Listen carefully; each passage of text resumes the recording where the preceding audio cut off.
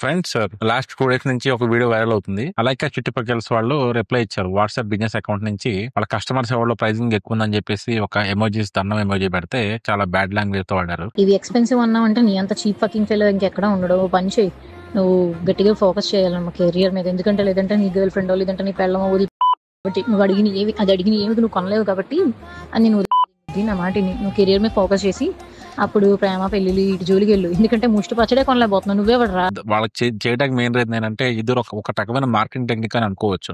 ఇది వ్యాపారం. గుర్తుపెట్టుకోండి ఫ్రెండ్స్, మనం ఎనీ బిజినెస్ లో కస్టమర్ అనేవాడు దేవుడితో సమానం. కస్టమర్ లేదని మనం లేము. సో మీరు కస్టమర్స్ అలా అబ్యూజివ్ లాంగ్వేజ్ వాడితే మీకు ఆ మూమెంట్ లో మీరు వైరల్ అవుతారు. కానీ ఓవరాల్ గా మీ బ్రాండ్ రిప్యుటేషన్ చూస్తే మార్కెట్ లో చాలా నెగిటివ్ అయిపోతుంది. సో ఫ్రెండ్స్, గుర్తుపెట్టుకోండి, పెద్ద పెద్ద బ్రాండ్స్ ఎప్పుడు వైరల్ అవడం కోసం మార్కెటింగ్ అనేది కన్సిస్టెంట్ గా చేస్తా ఉంటే ఆటోమేటిక్ సక్సెస్ అవుతారు. ఫ్రెండ్స్, మీరు బిజినెస్ లో సక్సెస్ అవ్వాలంటే, డిజిటల్ మార్కెటింగ్ సక్సెస్ అవ్వాలంటే focus on the product quality, అంతేగాని వైరల్ కంటెంట్ కోసం మీరు ఎప్పుడు ట్రై చేయొద్దు.